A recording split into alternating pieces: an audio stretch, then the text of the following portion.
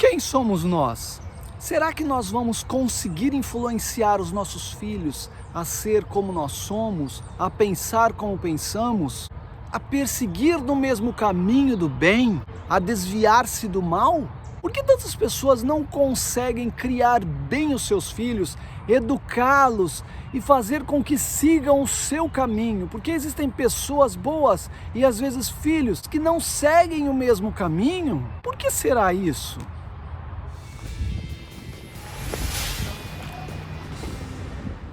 Olá meu jovem, tudo bem com você? Eu tenho um prazerzaço de voltar a falar contigo através dos nossos vídeos. Eu, de primeira mão, gostaria de agradecer de coração mais uma vez por estar vendo nossos vídeos. Se é a primeira vez, já aproveito para pedir, se inscreva e acompanhe, que tem vários conteúdos que eu tenho certeza que você vai gostar.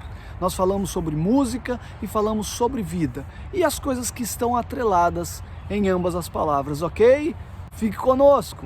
Olha, um assunto que me instiga bastante a pensar é a continuidade do nosso ser, ou seja, nossa biografia, até onde vai nossa biografia? Será que nós estamos conseguindo impor uma situação que nossos filhos vão seguir o nosso caminho, fazer a mesma coisa, acertar onde acertamos, avaliar onde erramos e tentar fazer melhor? Ou vão errar novamente, vão perseguir no erro e vão tomar caminhos ruins, ou não terão boas perspectivas, bons perfis, bons pensamentos, boa linha de conduta? Como será? Isso é uma questão que deve ser muito avaliada. Nossos filhos são continuidade do nosso ser e precisamos preservar pela vida deles. Eu tenho 10 dicas maravilhosas para você hoje e depois dessas dicas, uma surpresa, algo que vai ser muito bacana. Faremos algo muito bacana após essas 10 dicas, ok? Vamos lá! Como criar e educar nossos filhos em um bom caminho para que nós consigamos boas condutas em nossos filhos? O que nós devemos fazer? 10 dicas, aliás, 10 maravilhosas dicas. 10ª, comunicação. Nós estamos inseridos em um planeta onde convivemos em função da comunicação. Nada acontece sem a propagação da informação, sem a boa comunicação. Então, se isso é tão necessário, se é tão obrigatório, por que não fazer bem? Por que não fazer de uma forma correta, que seja fácil, entendível, expressivo e resolvível a comunicação do jeito que imaginamos? Às vezes pensamos algo, mas não conseguimos expressar exatamente o que pensamos. E aí na 10ª dica, converse com seu filho, tenha excelente comunicação. Uma dica minha: quando você for falar com ele, olhe no olho dele, fique no tamanho que ele estiver, se for uma criança, olhe no olho e converse de pessoa para pessoa, com igualdade. Isso gera algo muito bom, ele perceber que você está na mesma altura que ele perceber que você está falando diretamente com ele, sem interferências. É excepcional uma boa comunicação com os nossos filhos. Nossos filhos precisam entender o valor da comunicação. Nossos filhos precisam entender e visualizar na gente uma pessoa que se comunica bem, para que eles tenham essa ideia e tenham esse ensinamento, essa disciplina de, a partir daí, comunicar-se bem. Não é apenas o fato da educação, da disciplina deles, mas isso vai gerar bons frutos lá na frente. Algo que você vai ensinar e que ele não vai precisar aprender lá fora, a se comunicar, a se expressar bem. É fundamental que as crianças comecem a se comunicar. É fundamental que os pais comuniquem e falem a língua deles de uma forma que eles entendam. O que é uma criança nascendo dentro de um lar? Vamos converter isso para um outro formato. Imaginemos que você vai entrar a um curso universitário. Esse curso será de 18 anos no mínimo ou um pouquinho mais. Então, você entra nesse curso, mas não serão 4 ou 5 horas por dia. Não será em período integral, serão 24 horas por dia e você vai estar em contato com o professor durante 24 horas. Isso eu considero como o nascimento de uma criança. É a inscrição a uma faculdade. É o ato de integrar-se a uma escola de, no mínimo, ou perto disso, entre 18 anos.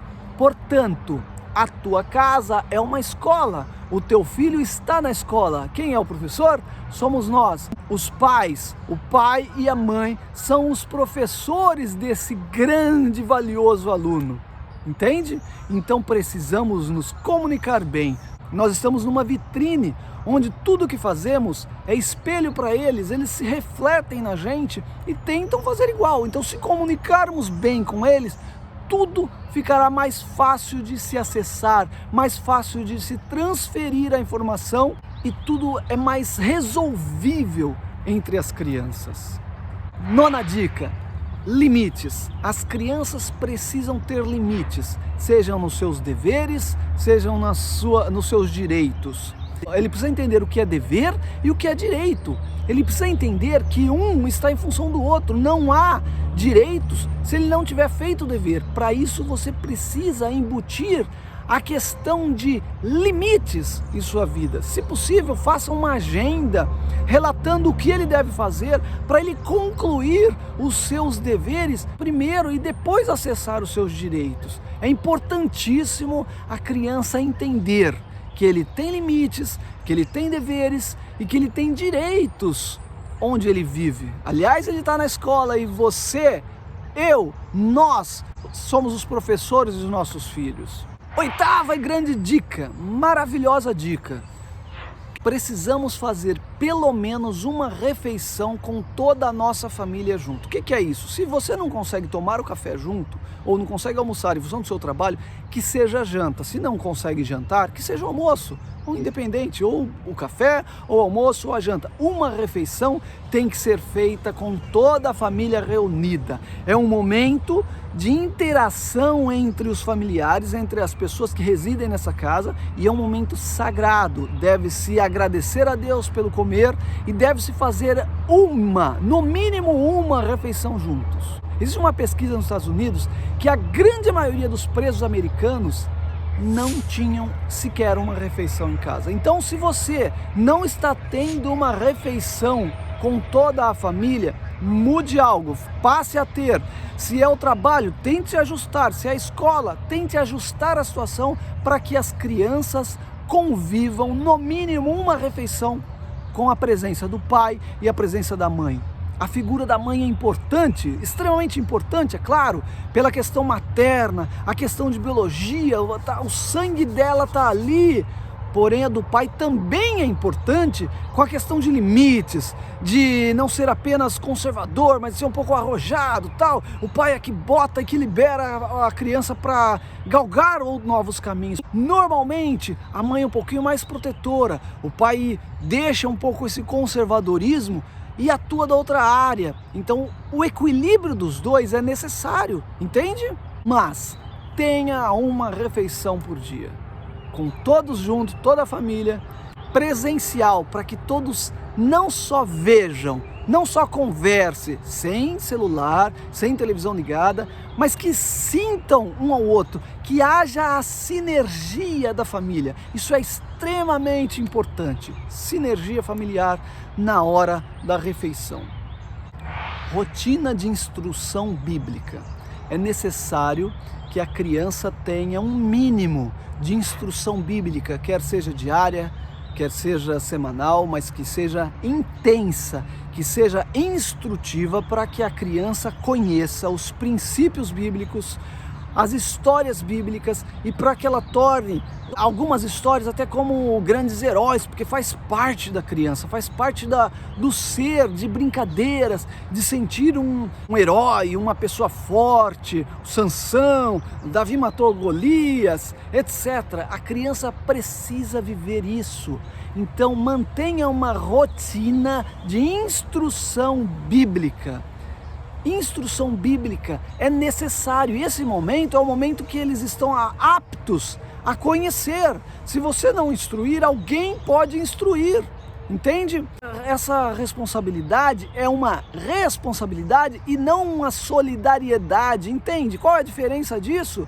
Você, eu, nós somos responsáveis por isso. Não podemos terceirizar, não é a escola, não é a igreja, não é a comunidade e muito menos a rua ou o mercado de trabalho que vai ensinar os princípios bíblicos ou qualquer outro conceito para a criança. Os pais têm a obrigação, a responsabilidade de gerar os primeiros perfis na criança, os princípios, os conceitos, o que ela vai pensar quando crescer, ok? Sexta grande dica, priorização de filhos. Se você tem mais que um filho, nunca algum deles podem ser priorizados. O que é priorizar? É dar algo de mais valor para um do que para o outro, valorizar mais um do que o outro, colocar, deixar evidência e gostar de um mais do que o outro. Qualquer algo, qualquer coisa, qualquer fato que evidencie tal situação gera enorme transtorno ao filho. Os pais podem não perceber no momento, talvez não percebam na infância, não percebam na adolescência, mas essa criança, quando crescer, provavelmente terá um enorme trauma, um problema tão grande que vai afetar em toda a sua forma de pensar. Normalmente, crianças que não são priorizadas, elas criam um trauma de inferioridade e entram em todas as situações por baixo, entra para perder, entra já destinada a se dar mal, a não conseguir prosseguir, a não ter resiliência, a ter problemas. E o priorizado? O priorizado também terá um enorme problema. Por quê?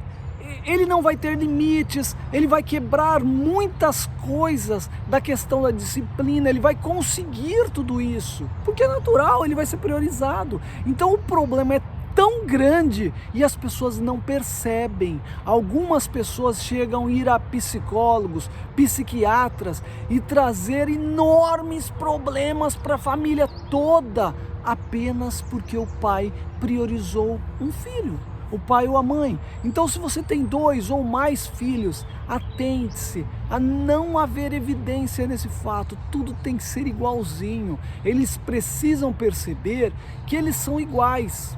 Porque a mente, ela precisa ser curada. E quando não existe essa situação, se gera uma mente com problemas internos que são gerados psicologicamente, que os pais podem até não ver. É um enorme problema. Portanto, todos os filhos têm que ter o mesmo valor. Nunca, em nenhum momento, pode ser prioridade. Quando é prometido algo para todos os filhos, naturalmente tem que ser dado iguais, para que não seja evidenciado a diferença entre um e outro. Nunca eles podem perceber. Não é sadio, gera problema e não gera mente curada. Gera problemas, inclusive de saúde, ok? Quinta grande dica, se você está numa escola e você é o professor, ou eu sou o professor, ou nós somos os professores, por que não pensar no que fala? Se a escola tem 24 horas de aula, não faz sentido falar algo sem pensar. Um exemplo, você não sabe nada, você não vai conseguir. Essas frases deturpam a mente das crianças e fazem com que uma limitação seja imposta através da boca dos pais. A boca gera a vida, mas também gera a morte. Então, pense no que fala, analise o que você fala, para que isso não gere problemas para o seu filho. Ele precisa entender que ele veio para vencer, que ele é um guerreiro, que ele é forte, ele vai conseguir. E não, você não consegue isso, você só faz errado, você nunca acerta. São frases terríveis ao cérebro, terríveis, aliás, a qualquer pessoa, quanto mais a uma criança. Deveria ser considerado crime tal ação. Isso é horrível, um filho ouvir isso dentro do seu período de aula, dentro da sua casa, que é a sua escola. Quarta grande dica: reclamar do filho. Essa, aliás, é até um pouco cômica. Existem pais que reclamam: meu filho não sabe fazer, meu filho nunca consegue. Entenda, se ele é o aluno e você é o professor, quem que está errado? Por que ele não está conseguindo? Será que o modelo de aplicação da instrução está correta? Será que não é um toque para você perceber que o modus operandi deve ser trocado? Que o modelo tem que ser alterado, porque algo está errado. Então, nunca reclame, porque é uma autoignorância, é reconhecer: eu sou incapaz. Reclamar do que nós estamos gerando, do perfil do filho, de um erro dele, é natural que o erro é nosso. Se o erro aconteceu, deve ser conversado com a criança de igual para igual e para que ela entenda: olha, aconteceu isso, avalie para que da próxima vez não gere tal situação, para que seja assim, proceda de tal maneira, é melhor. Dê as características ruins e as boas para que ele entenda, ele precisa perceber, ele precisa começar a pensar, entende? Então, reclamar, falar qualquer frase, significa assumir ignorância pura. Terceira grande dica: volume de voz. Nenhum ser humano gosta que alguém grite com ele. É insuportável ter alguém alterando a voz. Agora imagina numa escola onde o pai é o professor, a mãe é a professora e o filho é o aluno. Nunca altere a voz. Eu sei que é natural que uma vez ou outra acaba acontecendo. Reflita, reconsidere, analise e tente voltar essa situação para o normal. Mas devemos aplicar o sintoma contrário a essa situação. Uma dica minha: quando você perceber que você está ficando nervoso, aperte aquele botãozinho, é o código da solução. Diminua a sua voz e fale mais compassado. Faça a criança entender que quando você fala compassadamente, devagar e nessas condições, algo está errado e você está ficando nervoso e você está tentando passar, porque ele vai perceber esse clima. É natural, ele vai perceber. Então inverta: eu estou ficando nervoso, eu vou alterar a minha voz. Fale suave, de forma pacífica e mais devagar, com o som da voz um pouco mais baixo. Isso vai chamar a atenção, porque quando você grita, impera e faz tal, é o fato de você concluir para ele: ó, eu não estou dando conta, eu sou incapaz, eu preciso gritar, eu preciso ficar nervoso, eu sou incapaz, eu falando correto. Não! Ele vai perceber, ou seja, o teu trabalho vai gerar retrabalho, porque além de não gerar fruto, você vai ter que corrigir o seu erro.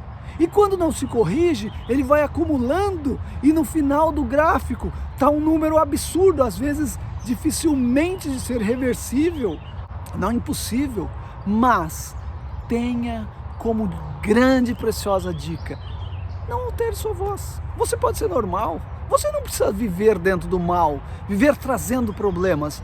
Não precisa absolver o problema. Não, deixa ele lá. Começou a ficar nervoso, aperta o botão, ok? Segunda grande dica: concordância dos pais. Quando o pai passa uma informação para o filho, jamais a mãe pode quebrar essa informação. Quebrar é fazer o contrário, ou ir contrário àquilo que ele falou, e vice-versa. A mesma coisa, quando a mãe fala alguma coisa, o pai não pode contrariar. Primeiro que, antes de passar a instrução, deve ser analisado entre ambos os pais, separado da criança, para que ele não perceba.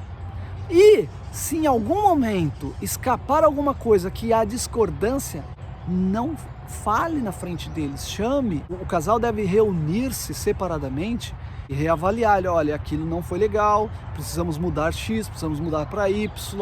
Mas em nenhum momento pode haver discordância. E muito pior quando o filho percebe essa discordância. Essa discordância quebra a autoridade. Essa discordância gera desordem de pensamento, desordem no processo mental, entende? Não é agradável. Tenta formular um modus operandi para que isso não aconteça. Chegou em tal limite, opa, eu preciso consultar, eu preciso verificar antes de agir. A concordância evidenciada é um problema e vai gerar retrabalho, vai ter que refazer, destruir o que foi feito errado e fazer corretamente. Primeira e grande dica: não quebre a sua palavra. O que é isso? O que você falar, faça. Se você informou que você vai agir de tal maneira, haja. Existem pais que falam assim: eu vou te arrebentar. Entenda, você nunca vai arrebentar um filho. Então você está descumprindo o que você falou. Não que você tenha que ir arrebentar, mas você falou errado, você não vai fazer isso, isso é ridículo. Nunca quebre o que você mesmo falou, você está destruindo a você e depois destruindo os filhos num ato desse. Em nenhum momento a palavra pode ser quebrada. Se falou, faça. Se é uma coisa que é difícil de se realizar, é melhor que você opte por não falar, por não pedir. Olha, eu acho que o meu filho não vai seguir, não vai fazer isso, ele não vai me obedecer, então é melhor você não falar. Porque se você falar, ele não fizer, a sua regra está sendo quebrada, você está permitindo que a sua palavra vá por terra, não tenha mais valor. Eu gostaria até de agradecer um grande amigo meu, que uma vez eu estava tocando, eu não posso citar o nome dele aqui porque por questões de ética, e eu estava tocando numa orquestra e ele estava ao meu lado e viu uma situação e me disse: Oséias, nunca se pode falar duas vezes com uma criança. Olha, mas a gente ouve isso tantas vezes, de inúmeras formas. Por que daquela vez caiu a ficha? Eu não sei, é um estralo, o código, ele me passou o código e pegou da forma que o meu cérebro entendia. Todas as vezes eu lembro dele. Então, para não quebrar a sua palavra, diga apenas uma vez. Quando estiver distante da criança e ela não ouvir direito, olha, repita: eu vou repetir porque você não ouviu. Ou pergunte se ele ouviu. Não fale duas vezes, ele acostuma a falar duas vezes. Por que existem cenas que o filho pergunta: posso tal coisa? A resposta: não. De novo: posso? Não. Posso? Não. Posso? Não. Para que isso? Porque não tem autoridade na palavra. A ordem deve ser passada apenas uma vez. A frase deve ser emitida apenas uma vez.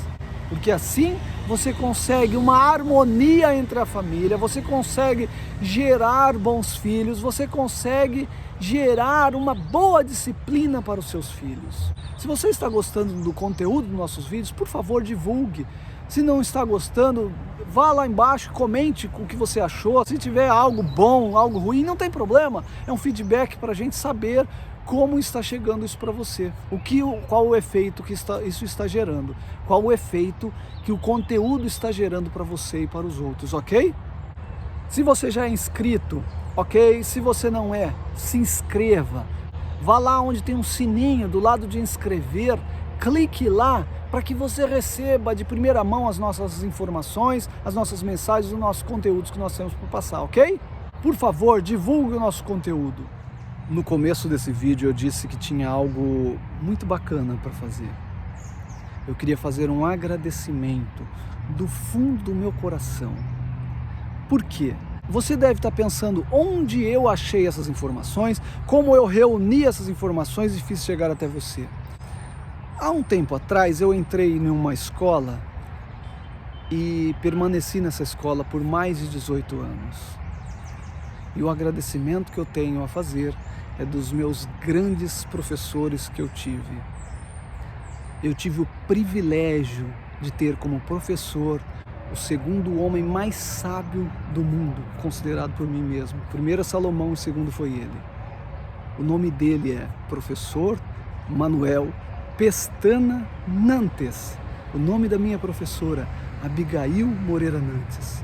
De coração, eu sou muito grato a vocês. Um beijo no coração. Fique todos com Deus. Preciso terminar essa gravação porque eu falei do meu pai.